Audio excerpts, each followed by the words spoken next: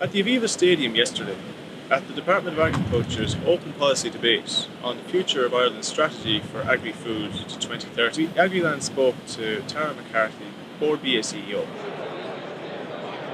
We asked the CEO if the recent upheaval in the beef sector has impacted on Ireland's international markets and buyers.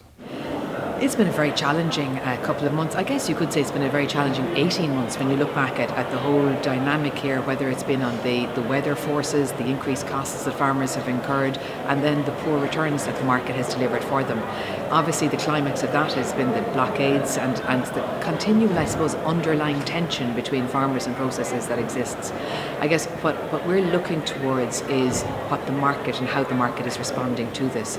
We let down our customers when those blockades happened, and that's not putting blame on anything, that is a fact. Customers were not delivered with the products that they had ordered.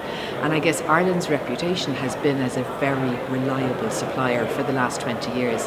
And you don't lose that reputation for one incident, but you do lose that reputation if you repeat it.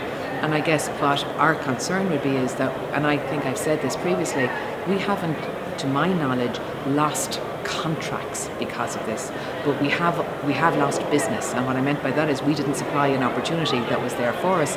But what now is happening is that if we can't be quite definitive to the market to say that we have a journey ahead of us, we can give you security of supply, then we are putting doubt in our own reputation as being a reliable supplier. So the watch out for us is we want to be in that market. We're an export-orientated country. Our markets are all over the world, and we need to very confidently tell that market that there is no disruption in the supply of product from Ireland.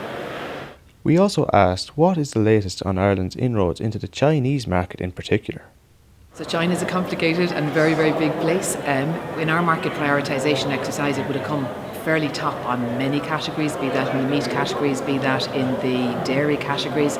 And what we're doing is investing significantly in the data in China because it's an enormous market, and it's not a case of Ireland taking on China. It's actually Ireland focusing on regions within China and the tier 1 cities even within China, because it's just such a vast and complex country. But the feedback within that dynamic market is it's going under huge change. We all know what's happening to their pig meat industry, where it's effectively been decimated. Figures are a little bit difficult to be accurate about, but what we do see is that the price of global pig meat is rising as a result. And I guess where the big conversation is now happening is that pig meat price increase. Will that lead to an evolution on protein consumption in general? And what I mean by that is, will they move away from pork into beef faster than was expected? Will they move to chicken? Will they move to other proteins? And I guess that's where the opportunity from an Ireland perspective will be. But again, the big battle we have with all of that macro data is how do we build awareness of Ireland? So we're a very small player in this very, very large picture, and what we're now looking to do is build awareness, build our credibility, create our proof points so that we understand what that Chinese market is looking for, and then we're there positioned to get that. So our sales and our figures to China are increasing continuously, but from a very, very small base.